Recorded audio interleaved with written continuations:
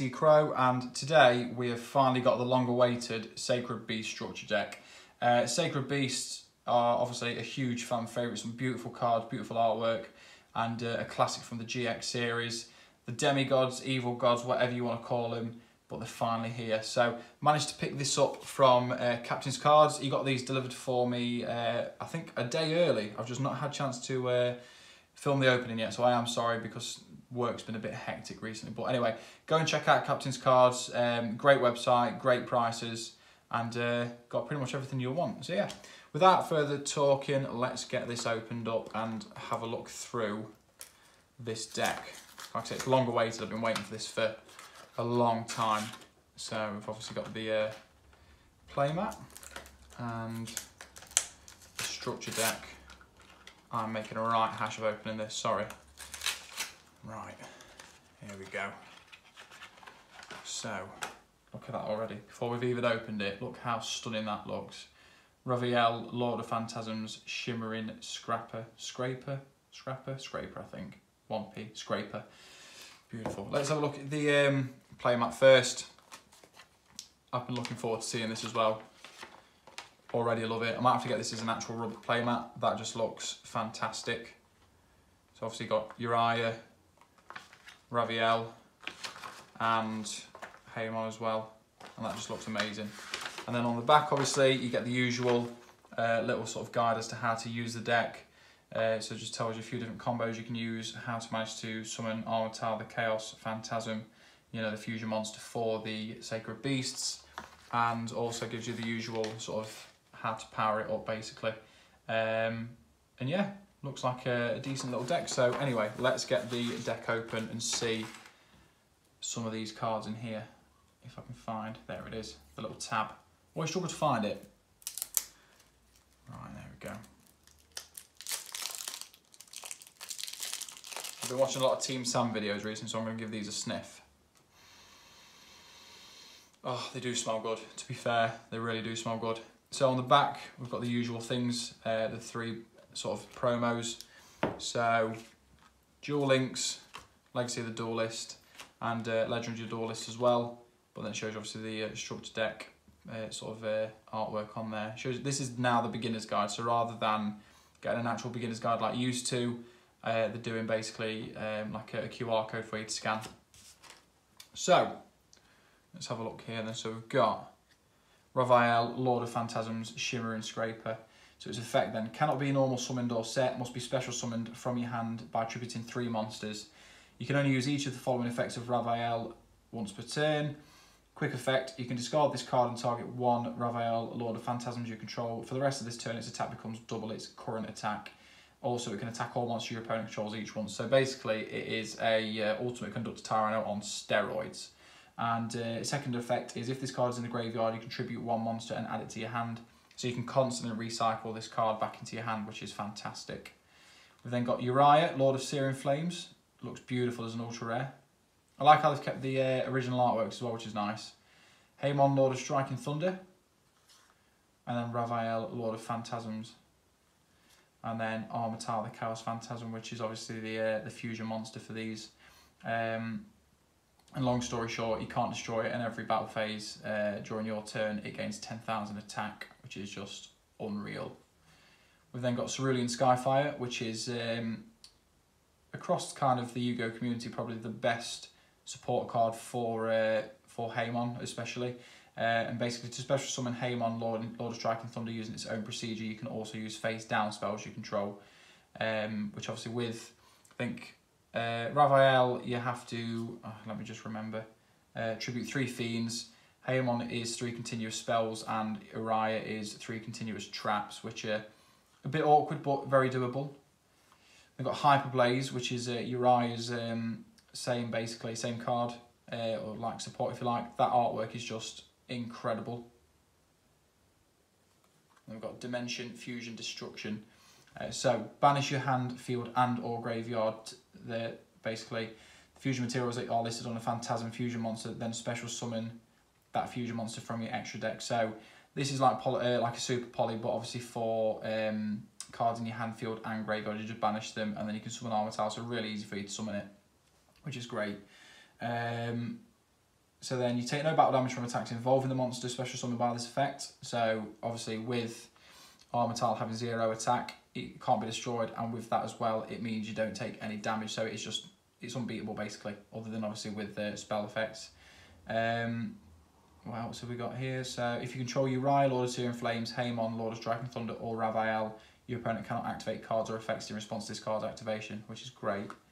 Then we've got Chaos Core, Dark Beckoning Beast, which I think is going to be a must in a 3-of deck of this. So when this card is normal summoned, you can add one of the Sacred Beasts basically, or one card that specifically lists any of those cards in its text from your deck to your hand, except for this monster. You can only use the effect once per turn, and then during your main phase you can normal summon one Fiend monster with 0 attack and defense in addition to your normal summon or set, which is great, so you can basically summon twice. And then you've got Chaos Summoning Beast, which effectively does pretty much the same thing. However, you just tribute this card and special summon one of the 3, ignoring their summoning conditions, which is great. Dark Summoning Beast, so you can tribute this card and special summon one of the others again, again ignoring its summoning conditions. But monsters you control can't attack for that turn. And then you can only use the effect of it once per turn, and you can banish this card from your graveyard and add one of them from your deck to your hand again. And then got Phantom of Chaos. So your opponent takes no battle damage from attacks involving this card. Once per turn you can target one effect monster in your graveyard and banish it, and if you do, until the end phase, this card's name and original attack become that monster's name and attack, and replace the effect with that monster's effects. Phantom Sky Blaster.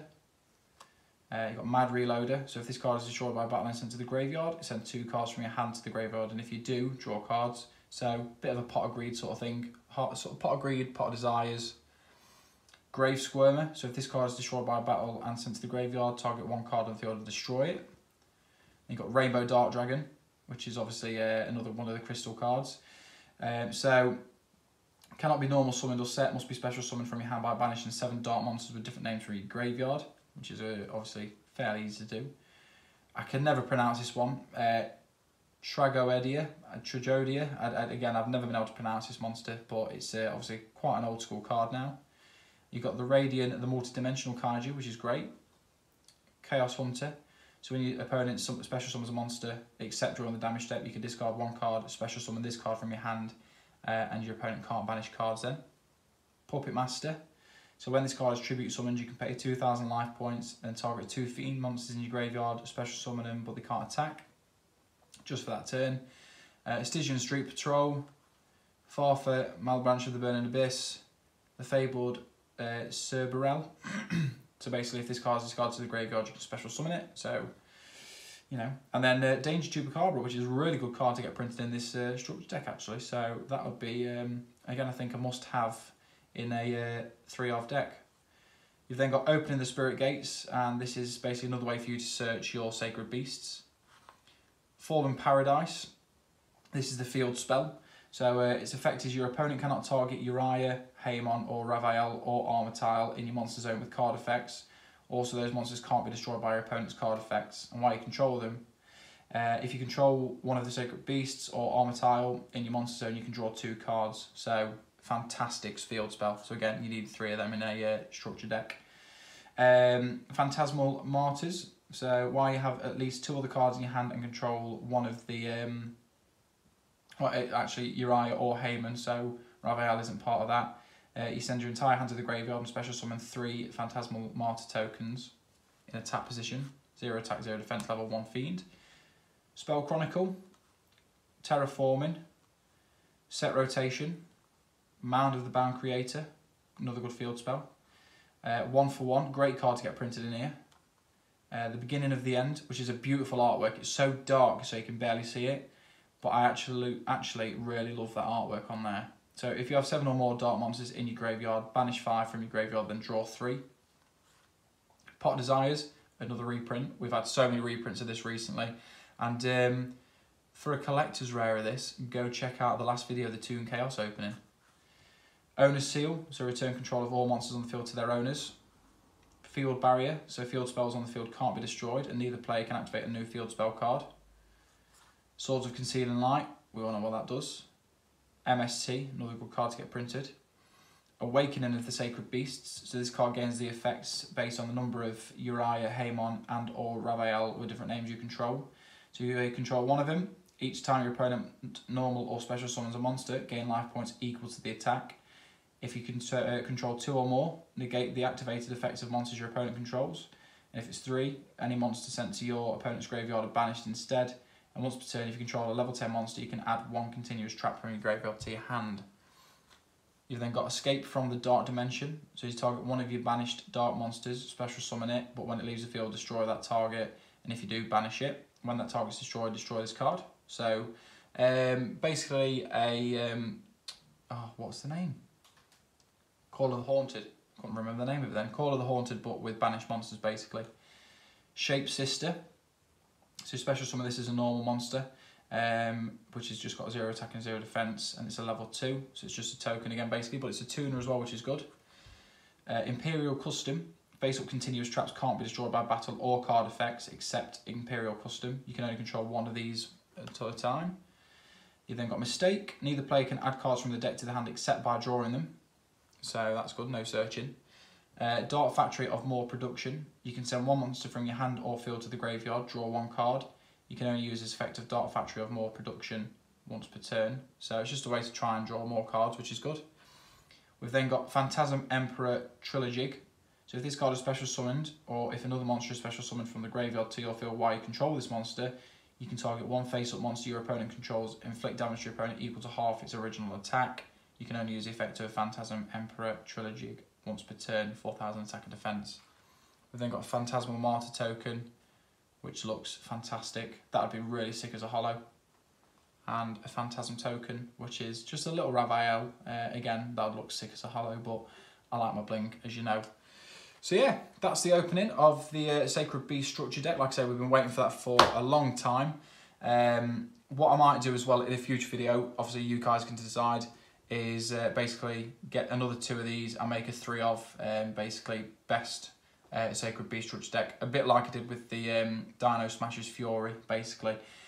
Also, I've got another Dino Dino deck that I am working on at the minute. So once I finish that, I will show you the full deck profile and obviously some combos that go with it. Same as I will do with this, but let me know what you want to do, what you guys think would be good. Other than that, thank you very, very much for watching. Don't forget to hit the like button, subscribe, turn on the notification bells, share it with friends for Yu-Gi-Oh! Goodness, and we'll see you next time.